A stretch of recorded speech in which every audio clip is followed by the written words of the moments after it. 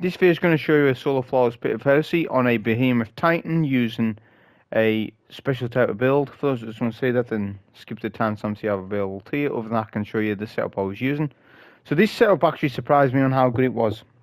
It's actually insanely good, especially for how Titans are.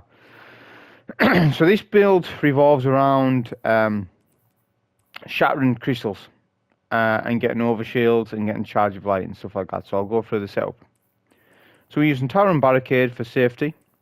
Glacier Grenade. This build revolves more around Glacier Grenade, so this is what I recommend use. Not so much these two, not for Behemoth. The aspects we're using are Techtonic Harvest and Diamond Lance. Diamond Lance is okay, but it's more for the fact that you get 3 fragment slots. Techtonic Harvest is needed for this setup. You get 2 fragment slots for that. And you get a Stasis Shard when you shatter a crystal, right? It's all based around this. So the fragments need to be based around your grenade and things like that, and safety. So we've got Whisper of Fissures, increases the damage and size of the burst of the crystal you destroy. Whisper of Torment, you gain grenade energy when you take damage from targets, which is almost all the time. Whisper of Shards, you gain a boost to your grenade energy when you shatter a crystal, which is all the time. Whisper of Chains, you take reduced damage when you're near targets that are frozen, which will be quite frequent, and you get a +10 recovery for free. And then Whisper of Rime, so collecting a Stasis Shard grants a small amount of overshield. So this is going to be happening a lot because of Techtonic Harvest. Then we can synergize all this with our setup itself. So the armor mods that we had on was Elemental Charge. You get Charge of Light when you pick up an Elemental Well. Now, if you put on a Stasis mod called Elemental Shards, it changes Stasis Shards to Stasis Elemental Wells, thus giving you Charge of Light when you pick up a Stasis Shard, which will be all the time because of the Techtonic Harvest. You can then pair that with Charge of Light mods. For example, I have Protective Light on my boots, so every time I do pick up a Stasis Shard, I get Protective Light for free. We can then enhance Protective Light by using a mod called Supercharged, which gives us an extra 2 additional stacks of Charge of Light, which thus extends the duration of Protective Light. And then you've just got yourself a really tanky setup. Later on in the fight, I do change to Lucent Blade. So then rather than Protective Light, I have Lucent Blade for the damage bonus for swords, because we're using a sword. We also have Font of Wisdom on, so we get an increase to ability recharge rate when we pick up an Elemental Well, which we'll be doing that a lot. We're also using the exotic Gauntlets Stronghold, so you basically get health regeneration depending on how you block with the sword, which you'll see in the gameplay. A really good setup with Behemoth. And then obviously we're using the exotic sword, the Lament. Double special for this, just because you're going to get an increased chance on heavy, and we've got double sword scavenger, which does stack for swords. So we're going to have a short range weapon and a long range weapon. So a sniper and a fusion works out really well in this. And we use this setup for the whole thing. The only thing that we do change is the boots for the whole dungeon. That's the setup that we're using on the Behemoth Titan. So as we start the run, we'll start with a Glacier and then use our Tower and Barricade. This then shatters all the crystals and you then get Charge of Light. This is basically having Charge of Light in your back pocket. Because you don't need to face any adds to get Charge of Light. This is one of... there's not many occurrences in the game where it's like this. But Stasis does a good job of that, because you can just smash a crystal, get an aspect, right? You then convert that aspect to Charge of Light. Not to mention you can get Font of Wisdom to proc, and any other sort of mods you can think of that synergize that way. We're also using Supercharge, so we'll get a ×4 stack, which does actually, the more stacks of Charge of Light you have, the longer Protective Light lasts, so you actually buff your Protective Light the more stacks you have. I mean, I could have went with a ×5, but I didn't really need to do it as far as that. It's just more of a showcase to show you. But it does help with Lucent Blade, because then I have more stacks which I do swap to the Lucent Blade when we get to Zulmak, but not for the first couple of encounters. So for this encounter, obviously there's not a lot to it, it's just more with the relic. It's more with the relic, more with the, you know, figuring out which symbol it is, etc. So we'll take down the Pit Keeper first. You need to take down the Pit Keeper to open the door. The rest of the Acolytes you do not need to kill. If you're unfamiliar with this dungeon, which I'm gonna guess that you are familiar with it, and you probably don't need help with all that stuff. But you might, if you're still on solo flawless, you might need help with some other encounters later on, and maybe Zulmak himself. As believe it or not, this has been out a long time, but there's still people out there that still go for this dungeon as well, for the solo flawless, and still haven't got it.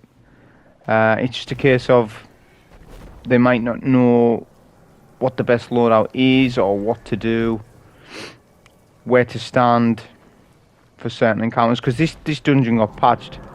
It used to be a lot easier than what it is now. It's actually harder now than what it used to be. Not to say that it's hard, it's just that it's harder, because there used to be a cheese. So we get our first sword in our first relic, which is the Knight for this phase. I'm not going to tell you what symbols I got, because I have different callouts, different meanings. Everyone will have their own little, maybe different callout. The callout of it doesn't matter what the callout is, as long as you know what that callout is to your teammates or whatever. So you can call it whatever you want. What you can see I'm doing here is I'm actually using Font of Wisdom to buff the ability regen on the sword super. That actually stacks with the super regen, because basically there's two super bars, right? When you pick up the sword, that overlays your general super. But then any ability regen mods will actually stack for the sword. This means I can farm sword super on the knights and whatever target might be the wizard. On the Shrieker, obviously you don't super the Shrieker. But basically what I'm looking to do is do this in one sword, rather than do it in two swords. I prefer just to do it in one sword if I can. If I have to get another sword, I'll get another sword, that's fine. But this is an easy way of just doing it with one sword. With the Pit Keeper, all you want to do is just do a super on the Pit Keeper and then two sword swipes. If you haven't got your super, wait it out before you go to the next symbol. This time we have Shrieker. With the Shrieker, the best advice I can give you is go in there straight away. Now you'll know if it's the Shrieker before you actually go in the room, because you'll hear the noise of the Shrieker, right? There's like this ambient noise that comes from the Shrieker, so you'll know. Go in there, and the sooner you go in there, the easier it is to sort of spawn kill the Shrieker, because obviously the ogres will start to stagger you while you do your sword block. So you sword block the Shrieker, you light swing the sword, light swing the knight, and then you heavy attack the wizard, which we'll go on the wizard now. The last one we had was this symbol over here. I just juke out the ogres. If they're hitting me quite a lot, then I'll do my sword block, but I do have protective light on, so if my shields do break, I can tank an ogre pretty easily. This is why we went with protective light for most of the dungeon, especially when we get to Chamber of Suffering. That encounter is pretty difficult to people. But then at Zulmak, obviously protective light's not needed nearly as much. Damage is needed more so at that point. So for wizards, we're going to drop the sword immediately, then use Lament to spawn kill both solo wizards. You need to kill both of the solo wizards before you deal with the main wizard. We'll then do a Glacier Grenade, do our Barricade, get a Stasis Shard, which thus gives us Font of Wisdom. We'll then get an increase to Intellect to our super, which is a case of we wait it out, we can hide in cover, we can do what we want. We've got 47 sword ammo, which is enough. A sword super to a wizard will do around a third, I believe, or just above a third. We'll do it again, just actually It's again just to showcase it. However, when you drop the sword, you will lose super regen that you gained. What I didn't know is you can't break the Glacier Grenade, the Stasis Crystal, with the light swing of the sword, but you can with a heavy attack. So I should have just used my heavy attack on the glaciers, which I didn't realise till later on in the run. That's the final major killed, so we can then proceed to the Ogre Maze. I recommend you still keep the super. Just run to the exit, which the exit is the same all the time. And then just use a super and then 2 light swings, which will kill the pit keeper. All lads will despawn, and then we can make our way to the Ogre Maze. Your ammo should be decent, but if it isn't, it's not too much of an issue, because there is opportunities where you can put a raid banner down, so it's not too bad that way. This is what I was on about. Before it got patched, which was a while ago now, you used to be able to duplicate or copy orbs. The orbs you dunk to then open the door to the Chamber of Suffering. There's 3 doors, left, right, middle. Now this is all about routing. People have trouble with this as well because they don't know the route. They maybe know where each door is, but they don't know in what order to do it, which way to get the orb, etc. I have a fixed route that I do this every time, the same way. So I go through this little doorway here first. The knight will push you. So we'll kill the knight first. There'll be a bunch of thralls spawning in the little hallway behind us. We'll pick up the orb. If our health is good enough, 90% or more, then we'll push outside. I'm looking at my radar all the time. This is something where you need to pay attention to your radar. People think it's just a PvP thing where you look at your radar. No, you use your radar in PvE as well, depending on what you're exactly doing. But your radar is going to help out a lot. You'll be able to know where the ogre is before you see the ogre. You might be able to hear the ogre, so you kind of know where the ogre is anyways. But there is a key moment where you want to look at your radar. A couple of key moments. So here's what I do when I'm trying to go past these ogres. I use a glacier to mini freeze the ogre, which will then give me a Stasis Shard, which will kick in for Whisper of Rime. And I have my sword equipped, right? As well if I need. Obviously it won't when you're carrying the orb. Then we go into the second room, which you saw me go for the second orb. Then we come down into the underground pass. This is a mini tunnel. This will lead you to middle. So I do left, middle, right. Do it in this way, you can't fail. Sometimes at this little doorway you will get an ogre standing there. That depends on how slow or fast you are. The slower you are, the more likely you are to have an ogre just standing at that door, blocking you. So you are timed.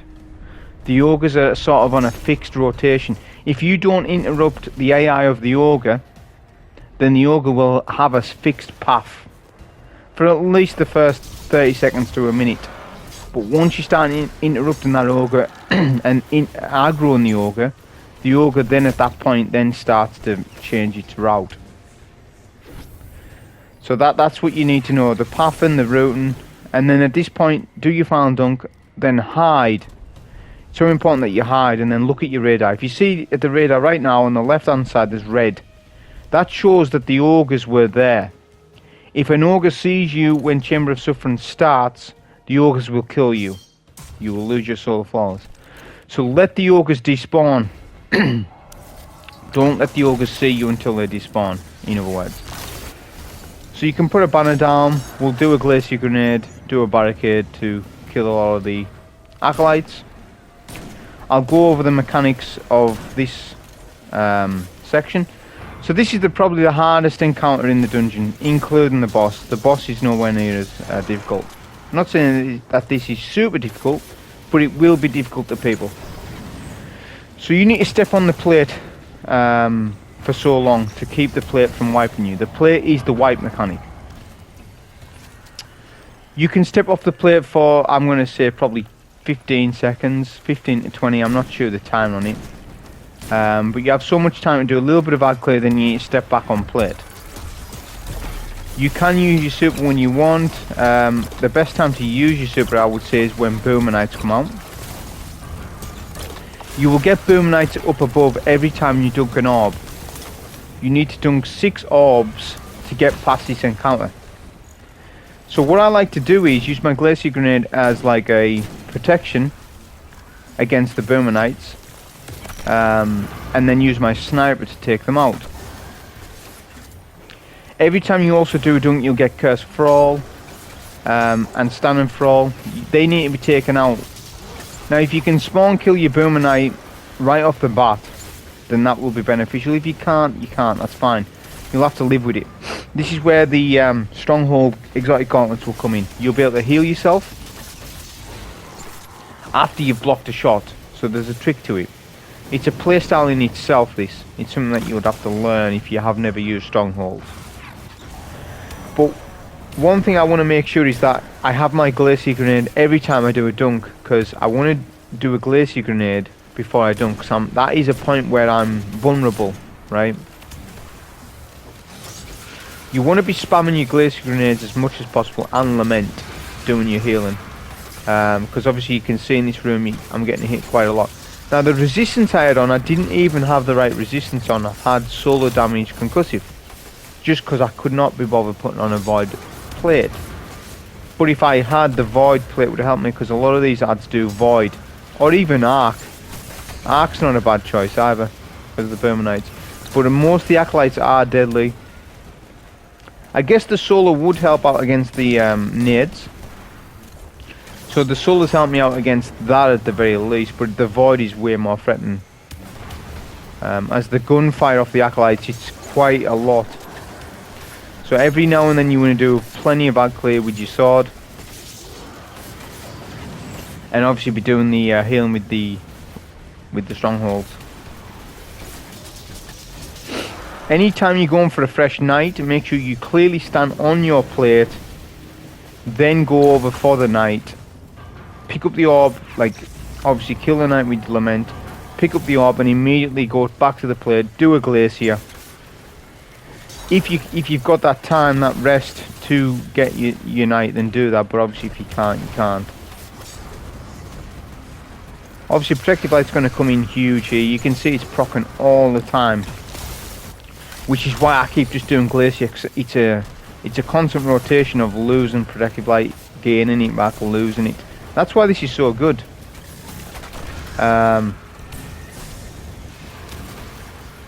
And it's good for Whisper of Chains, because you take reduced damage that way. Your Tower and Barricade will offer some protection, but not as good as a Glacier. It's a case of keeping an eye on that health bar the whole time. Literally the gameplay is background noise. Your eyes are fixated on that health bar, right? You should really only have Lament equipped out 90% of the time.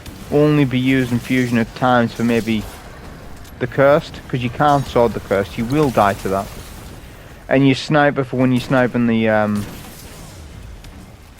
boomers. A primary weapon isn't really needed, as you can see. You'd be at a disadvantage if you started to use a primary. Like a scout rifle just wouldn't do the job. It would take too long to take the boomers. The scout wouldn't be that good on ad clear. An SMG wouldn't be bad with Icolos, with Warmind Cells. That isn't a bad thing. I did use that on a Warlock run I done. But obviously with this setup it's more about Lament and the Glaciers rather than what Warmind Cells will be. Because then you wouldn't get passive guard. Because we obviously have got we take reduced damage when we've got our sword equipped. So there's that as well. We use a super A. It's a good time to do it because there's 2 boomers up, a lot of ads alive, so we want to deal with a lot of these ads. As soon as our super's over, we really need to do a Glacier. Any ads behind the Glacier try and take out while you're dealing with the knights. My health's fully recovered, which is good. Unfortunately, the Cursed isn't the best for when you're dealing with your Glaciers, because it shatter. I didn't want my Glacier to shatter there, but what you'll notice is the frequency of how many times I get a Glacier up. That's just because of having a good discipline stat, Whisper of Torment and Whisper of Shards combining together. It enables a really low cooldown on Glacier. That cooldown is different depending on how much damage you take because of Whisper of Torment. But I would like to say I'm getting my nade up every 15 seconds, which is really, really good on this setup. That means for every time we lose our protective light, which is, you can see at the corner there, it was nearly 15 seconds. By the time that runs out, that resist, we can proc a Glacier with our Barricade, which obviously shatters the Glacier to then get protective light again. I can't tell you how good this is.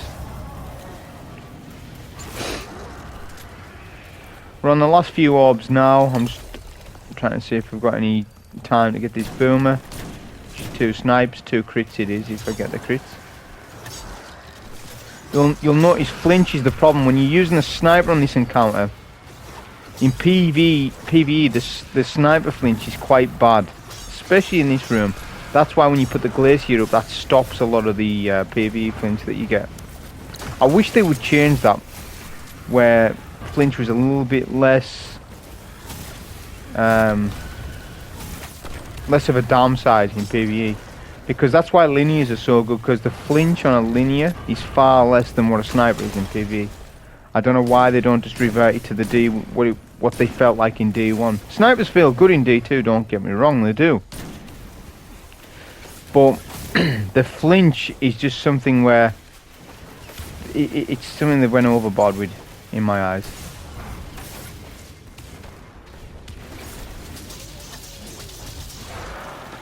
Get our knight here. This might be the last orb. I haven't been counting them, to be honest. This could be the last one.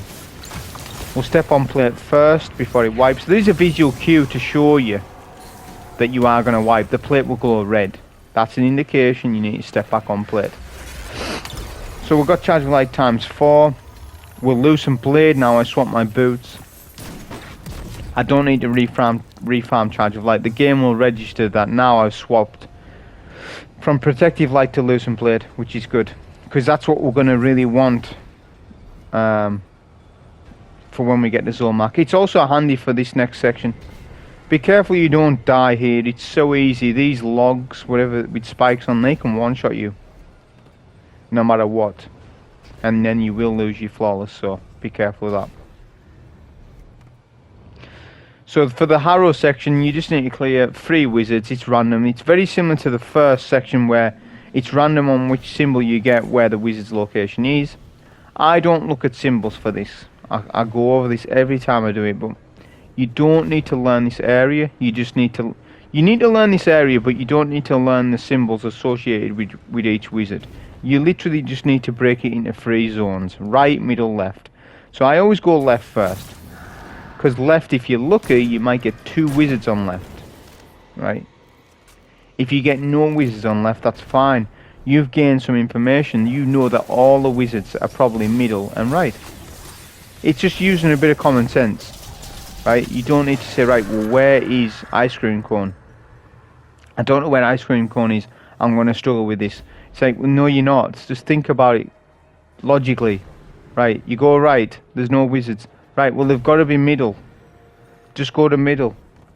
Then look at your radar. Look at your radar, see where the odds are. And the radar will show you where to go. It's pretty simple. There's some snipers up ahead. That means that there's a wizard top mid in this case, which I already know that because of the spawn. Because these snipers are associated with this wizard right here, so I can just go to the wizard because of passive guard, charge up Lament, clear the wizard, odds will despawn for this section, and then we've got 1 more wizard to take. So now at this point it could either be central mid or right side. Now it could have been either or. Now I wasn't sure where the wizard was at this point. So the chances are it's more likely to be middle, central mid, because there's 3 or 4 locations in there where a wizard can be. Whereas on right side there's only 1 or 2. So I went middle. Because there's adds here, that indicates the wizard is here. Same again. So we'll just jump right across. Charge Lament. Lament's in-air tracking is better than on the floor tracking. So I'll just quickly talk about that. Because the way Lament works, when you're doing your Banshee's Wheel, obviously you charge the sword, you rev the sword, you do your consecutive hits, and then you lead with a heavy attack right at the end for maximum damage. But when you're on the floor, you can actually bypass the add and your heavy attack misses. If you do that, Lament's damage is severely hit. Your damage will be really bad at that point. To stop that happening, what you can do is do a short hop. So don't jump. When I say jump, like where you actually activate your jump and you start using your boost. Rather than that, just do a short hop. That will register to Lament that you're in air.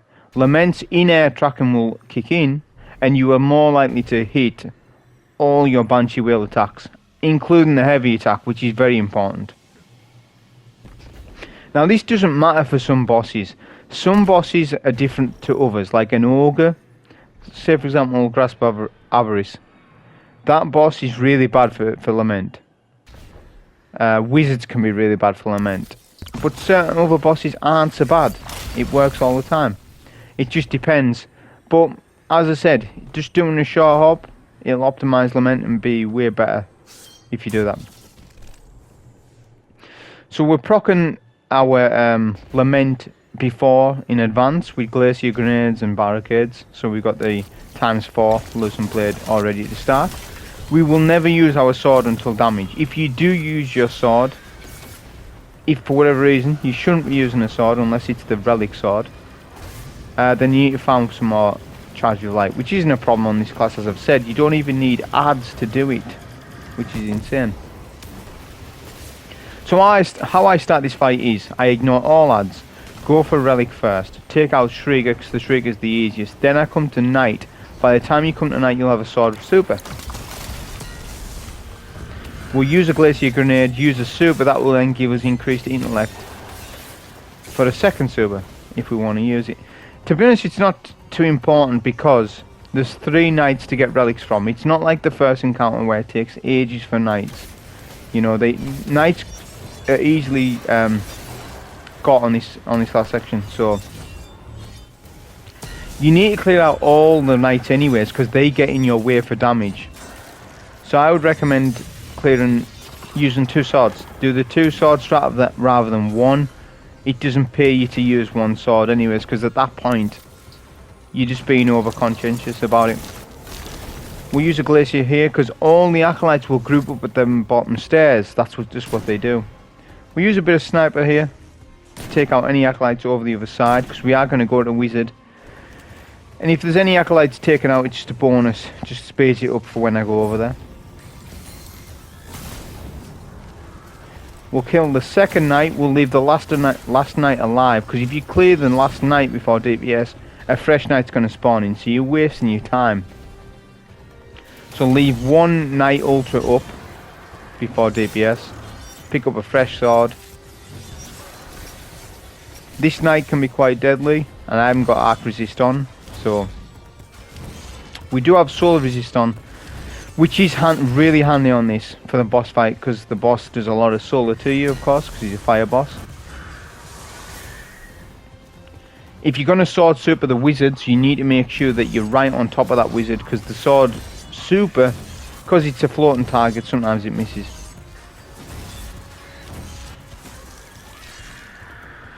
We can now drop the sword. We're done with that. We'll pick up the relic. We need to get 3 dunks. All the relics will respawn on each side. We don't clear Shrieker side for adds because those adds do not interfere with you at all. The only adds you need to clear are Knight side and Wizard side. You don't need to clear the Shrieker side. So a lot of people have problems with the boss because the boss will actually go close to the zone that you need to dunk on. You can manipulate where this boss stands, right, which I'm going to show you. obviously I said the relics dunk each side. The side that you go to pick a relic from, that's where the knight will come to. The knight will want to come as close to you as possible. So pick a relic up from the opposite side that you need to dunk. That will then lure the boss away from where you need to dunk, making it that little bit easier to get your dunk without being stomped off map. Or if you get stomped, you will lose on damage, because damage starts as soon as that happens. We're going to clear the last knight. I'm just blinding him with the orb, which you can do that. As soon as you clear that knight, you immediately get a dunk. Equip to your sword, you'll be attacked as well. You'll do the same attack every time. And then we're going to go with our Lament. You'll see on the left hand side we're keened, which means Lucent Blade. We're doing our short hop each time. We'll do another Glacier. We can actually get another stack of Charge of Light, extending DPS, but we didn't have to do that. It just gives that additional stagger. When the Cursed come out, that's when you want to do a super. That will take care of a lot of the Cursed. Things like that. And then we'll do some extra Lament damage because we want to get below half. And that was really comfortable, as you saw. The damage on there was actually kind of scuffed because he knocked me back 2 or 3 times. But that just goes to show how easy it's going to be to solo 2-phase this. Right? Because as I say, you've got protection against the Cursed. People have a lot of problem with that. I see a lot of damage phases of people when they're soloing it. They do no damage to the boss. They end up just focusing entirely on the Cursed. That is such a bad idea, because what that does is you lose like 10 seconds of damage on the boss, which might turn your 3-phase into a 4-phase or your 2-phase into a 3-phase. That's just not how you do it. Depending on what weapons you use, depends on how you deal with it. I generally just jump over their heads and they explode. It just depends on what you're running, right? Obviously snipers isn't really a good weapon choice. Like Izanagi's Burden, it isn't a good choice for this. It used to be the choice back in the day when you used Wendigo and Izanagi's, but we've come a long way since then, right? It's not a weapon type that's good on this boss, because you need to be mobile. Things like rockets, Wither Horde, grenade launchers, stuff like that are a lot better. Swords are so much better for this boss. It just depends. I'm not saying that snipers are bad in PvE. They could do with a slight buff in my eyes, but they're not bad. It's just that it depends on what you're doing. Depends on what type of boss you're up against. But they still could do with a slight buff.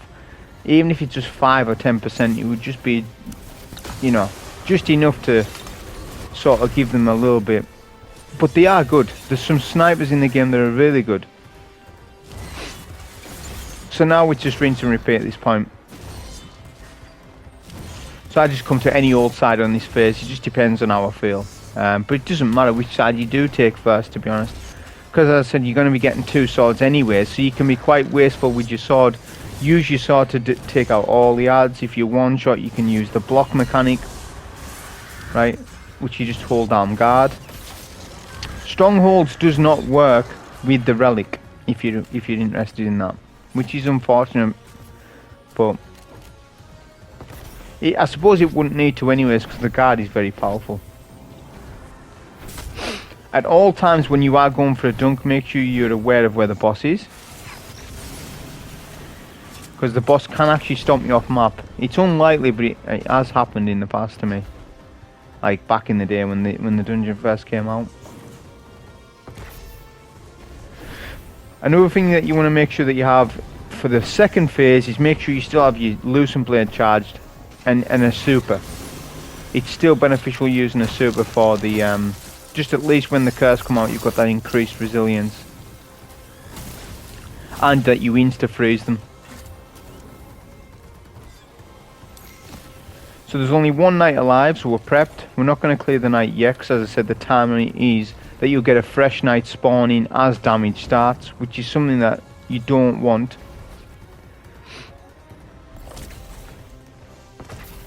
We'll get the final relic. We'll try and lure the boss. So here you'll see where the boss is being awkward, right? Let the boss see you. The boss needs to see you, unless he will stand behind that crystal. The best thing that I end up doing is stand up on the top of these stairs. The boss needs to see you and be up here. If he does see you, he will approach you. But if he doesn't, the boss will be passive. You know, he won't push. As soon as you start to walk forward like that, that's when we can start to deal with this knight. And the boss will be aggroed on you because you're down close to the knight. That's just what the AI of this boss does. We'll get the final dunk, we'll equip our sword, and then we'll just charge him for Lament. And it's just a case of well timed on our Lament. It's pretty easy this, as long as you're doing the short hop and everything. And obviously when the curse come out, we do our super as well. But that was a solo flawless pit version on that, using Behemoth. Extremely easy on this, that's why I'm advising people to use it. Hope you enjoy, thank you.